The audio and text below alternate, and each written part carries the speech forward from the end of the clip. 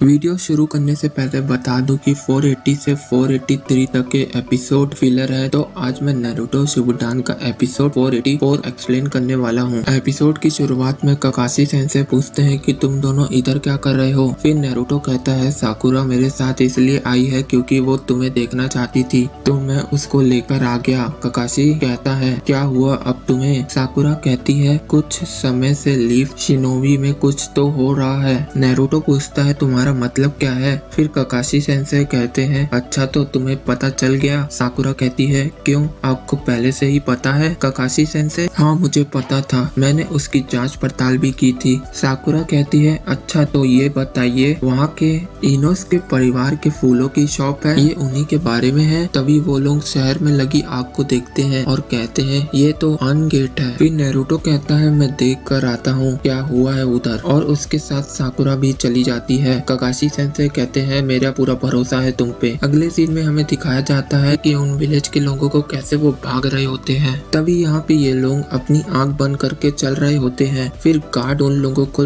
रोकते हैं और उनसे लड़ते हैं, लेकिन उनकी आंखें कुछ अलग ही होती हैं, जैसे कि लाल रंग की हो गई हैं। उससे लड़ते हुए उसने उसका हाथ काट देता है। फिर नारुतो कहता है मुझे उनकी मदद करनी होगी। तभी एक लड़की उसको रोक देती है और वो और कोई नहीं इनो होती है जो शिकामारू और चियोजी के साथ आती है। इनो कहती है वो देखो मिस्टर तदाइची। फिर साकुरा कहती है मिस्टर तदाइची ये तो फूलों के बगीचे के शॉप ओनर है, वो कि उन विलेज के लोगों को कैसे वो भाग रहे होते हैं। तभी यहाँ पे ये लोग अपनी आंख बंद करके चल रहे होते हैं। फिर गार्ड उन लोगों को रोकते हैं और उनसे लड़ते हैं। शिकामारू कहता है ये तो हो सकता है कि वो जैन जुजुत्सु के कंट्रोल में आ चुके हैं। साकुरा कहती है वहाँ देखो कोई एक नहीं है वहाँ पे। नारुतो पूछता है तुम्हारा मतलब क्या है। चियोजी कहता है ये सब तो हिडन लीफ शिनोबी से है। नारुतो कहता है पर वो ऐसा क्यों कर रहे हैं। एक गार्ड एक आदमी को स्टार मारता है और वो डॉज भी नहीं करता है। अगले सीन में हमें दिखाया जाता है कि वो आदमी उस स्टार को एकदम बुरी हालत में निकालता है और उसको कोई पेन भी नहीं होता है। उसके बाद वाले सीन में हमें दिखाया जाता है कि वो आदमी एक खतरनाक एक्सप्लोजन में बदल जाता है। तभी यहाँ नारुतो उन गार्ड्स को बचा लेता है। यहाँ साकुरा कहती है इनो को कोई बात नहीं, चलो अब बाकी लोगों का इलाज करते हैं। फिर यहाँ शिकामारू और चियोजी कहते हैं अब ये मत कहना कि ये भी अब ब्लास्ट होने वाले हैं। फिर एक बड़ा सा एक्सप्लोजन होता है। यहाँ पे शिकामारू कहता है चियोजी तुम अपनी एबिलिटी से इसे रोक सकते हो। फिर वो अपनी एबिलिटी यूज करता है। फिर वो अपने टोर्नेडो से एक्सप्लोजन को रोक देता है। साथ में नारुतो भी उसकी मदद करता है। अगले सीन में हमें दिखाया जाता है कि पीछे से और भी लोग आ रहे होते हैं। यहाँ पे साकुरा नारुतो को बताती है कि हमें उन लोगों को हील कर दिया है जो इंजर्ड हुए थे एक्सप्लोजन में, लेकिन मैंने एक बात नोटिस की कि उनकी बॉडी का शेप बदल जा रहा था जब मैं उनको हील कर रही थी, और ये बहुत स्ट्रेंज बात है। यहाँ शिकामारू कहता है इसका मतलब हम लोगों को और भी सतर्क होना पड़ेगा। यहाँ पे हिंता आती है और पूछती है यहाँ पे क्या हो रहा है। नारुतो कहता है ये सब जैन जुजुत्सु में फंस गए हैं और कोई इनको कंट्रोल कर रहा है। हिंता कहती है ठीक है मैं समझ गई, मुझे क्या करना है। फिर वो चेक करती है कि कौन इनको कंट्रोल कर रहा है। फिर उसे पता चलता है कि इनके पीछे कोई नहीं होता है। इनो कहती है फिर कौन है इसके पीछे। फिर नारुतो कहता है हिंता क्या तुम हमारी मदद करोगी।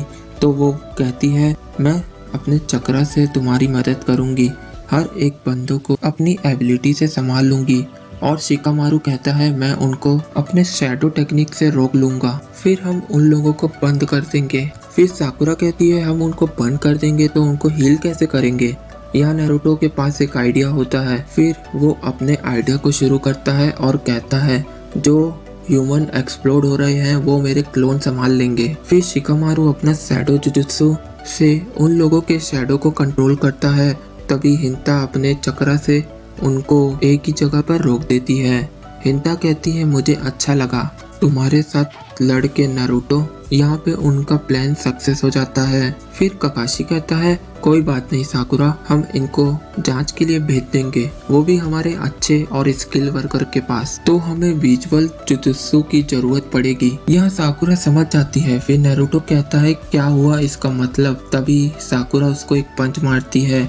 पीछे से शिकामारू कहता है तो हमें एक शरीकान और एक रीनेकान यूजर की मदद लेनी होगी। ककाशी कहता है हाँ तुम सही समझे नारुतो। सास्के को बुला लो। सब चौंक जाते हैं। नारुतो और साकुरा बहुत खुश हो जाते हैं। अगले सीन में हमें दिखाया जाता है कि सास्के पुरानी बातों को याद करता है। वो एपिसोड तुम्हें डिस्क्रिप्शन पे मिल जाएगा। यहाँ पे सास्के बिल्लियों को राइस बॉल देता है और तभी उसको एक मैसेज मिलता है, तुम वापस आ जाओ हिडन ली विलेज में। तभी उसकी नजर पड़ती है विलेज पे हुए एक्सप्लोजन पर। अगले सीन में हमें दिखाया जाता है कि एक बंदा फिर से एक्सप्लोड हो जाता है। फिर चीनो आती है और वो अपनी वाटरफुल स्टाइल से उनको थोड़ा देर के लिए रोक देती है। सास्की कहता है ये तो एक शिनोबी है। फिर यहाँ ये बूढ़ा आदमी सास्की को उन लोग जैसा समझता है और कहता है अटैक कर दो इस पर। तभी चीनो उस पर अपना वाटरफॉल अटैक करती है। सास्की अपने मुंह से एक खतरनाक फायर करता है और वो डर जाती है। फिर ये सास्की पर अटैक कर देता है और वो उसके अटैक से बच जाता है और वो लोग समझ जाते हैं कि सास्की बहुत स्ट्रॉन्ग है। फिर से वो लोग आ जाते हैं। तभी सास्की शरिकान की ताकत यूज करता है और ये लोग समझ जाते हैं कि ये तो एक उचिया क्लेन का है। फिर सास्की कहता है यहाँ ये सब क्या हो रहा है। तभी ये ओल्ड मैन जवाब देता है कि हमें भी नहीं पता यहाँ क्या हो रहा है। फिर चीनो कहती है हमें नहीं पता यहाँ क्या चल रहा है। फिर सास्की पूछता है कि तुम लोग यहाँ के नहीं लगते हो। फिर ये बताती है कि हम लोग फॉर्मल शिनोबी हैं जो ट्रेवल करते रहते हैं और हम लोग बस एक परफॉर्मर है जो एंटरटेनमेंट करते हैं लोगों का। तो हमने सोचा कि यहाँ रुकर इस विलेज के बॉम्बू अपने काम के लिए ले जाए। और ये जो बूढ़ा आदमी है बहुत अच्छा है और बहुत अच्छा खाना बनाता है। तभी उस बूढ़े आदमी को अपनी बेटी की याद आती है और यहाँ पे उसे पता चलता है कि उसकी बेटी भी इन्फेक्टेड है और वो अपने आप को रोक नहीं पाता है, लेकिन उसकी बेटी अपने आप को एक्सप्लोड कर देती है। अगले सीन में हमें दिखाया जाता है कि सास्की पूछता है ये फ्यूसाइन कौन है। वो कहता है ये लाइटनिंग गैंग का लीडर है। यहाँ पे ये बताता है कि जो बूढ़ा आदमी था वो उसने पैसे लिए थे उन बुरे लोगों से क्योंकि वो गरीब था इस वजह से, लेकिन उसे पता नहीं था कि वो लाइटनिंग गैंग का लीडर था जिसने उसे पैसा दिया था। फिर वो गैंग के लोग उस बूढ़े आदमी से मदद मांगते हैं, लेकिन वो बूढ़ा आदमी उनकी मदद नहीं करता है क्योंकि उसे पता होता है कि वो अगर दरवाजा खोलेगा तो उसे लूट लेंगे, इसलिए वो उनकी मदद नहीं करता है। यह सास्की उन लोगों की मेमोरी के अंदर जाता है और वो क्या देखता है कि बूढ़े आदमी की बेटी बहुत खुश है। फिर वो पानी में डूब रहा होता है। तभी वो